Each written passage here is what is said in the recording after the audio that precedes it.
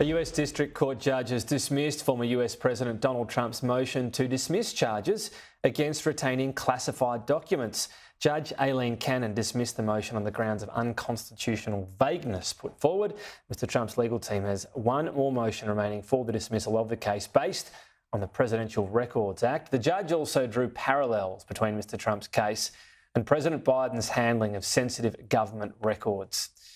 It, of course, comes in a week where Donald Trump has secured the Republican presidential nomination. A rematch is all but guaranteed against Joe Biden. Joining me to wrap up a big week in US news, Professor Simon Jackman. Thanks for your time. So, one more motion on this.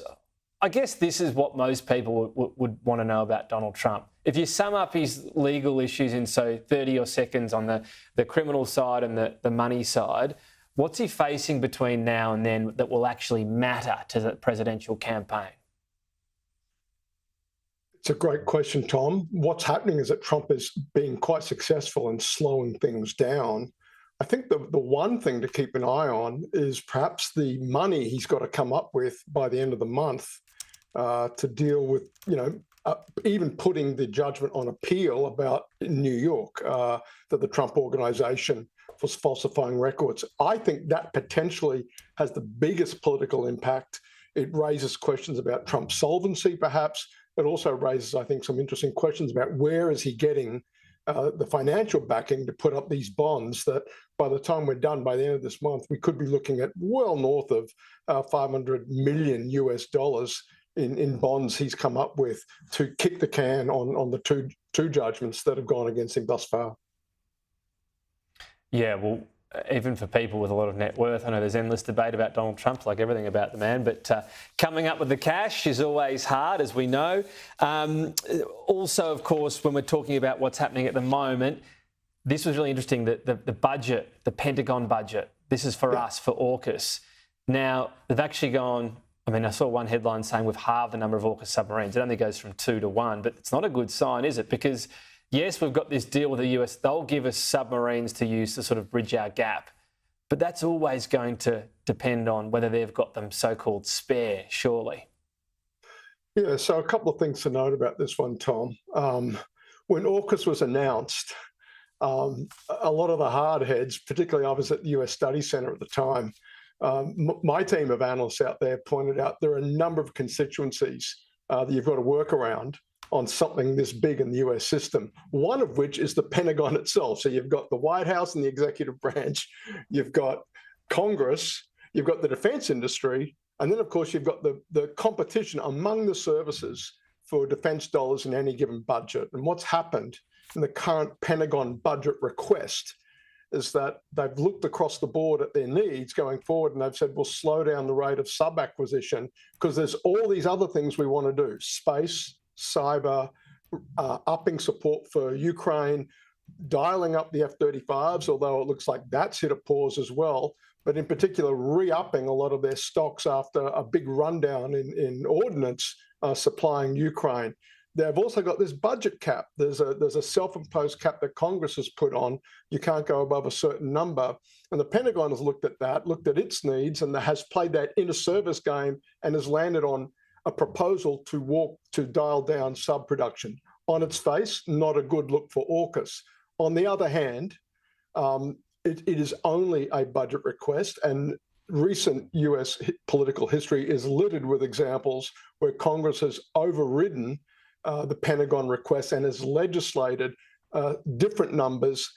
I wouldn't bet on it, but I'd say it's at least 50-50 that happens, Tom, with respect to the AUKUS subs.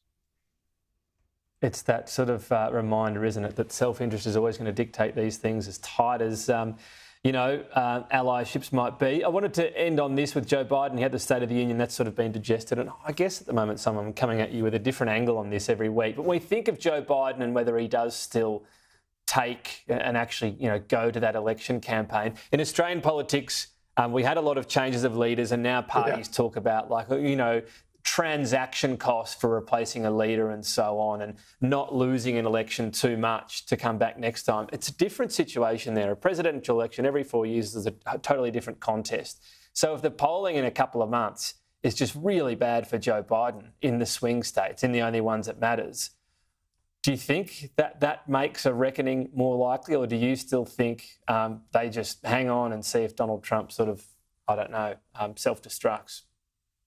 Tom, I think it makes a reckoning more likely, but I think it remains still very unlikely. It's not a parliamentary system. The mechanism for a candidate, indeed in this case an incumbent president, to have gone through the primary process, to secure the nomination, potentially get right up to the nominating convention with, as you know, these spectacles of coronation, here is our candidate, America, to then at that point say, we're not going ahead with this guy, the polls don't look... There is no precedent for that in the modern era. Is that the biggest thing then, the mechanism and the history of this that's holding it back? Because, of course, in Australia, if it were that dire, we've seen it before. Kevin Rudd replaced Julia Gillard as Prime Minister, basically the same situation, because they thought we're headed for defeat. Is the mechanism the biggest hold? If that didn't exist, you think it would happen? I'd say it's yes, but think about where the mechanism comes from. The long primary process of elections in these states, of sending delegates elected by their state and local conventions. They all arrive in a particular location. They get together for 2 days, approve a platform, approve a vice presidential nominee, approve a presidential nominee, to then for the smoke-filled room to get together and go, these polls are no good for us. We need to go to plan B. The whole point of the modern nominating process, Tom, was to get rid of the smoke-filled room. And so I just don't, we're back into the bad old days of American machine politics if we were to do that. And so this is why my take on this, Tom, in a nutshell, if this happens, it's Biden's call and it's no one else's. There just isn't, I think, the capacity from process-wise or even in the political capital-wise to eject an incumbent president seeking re-election. All right. Yeah, his call, look, as has been mooted before, maybe with some encouragement, but we'll see. Simon Jackman, I might ask it a different way next week, but you've given a pretty good answer. Maybe I won't. Same question every week.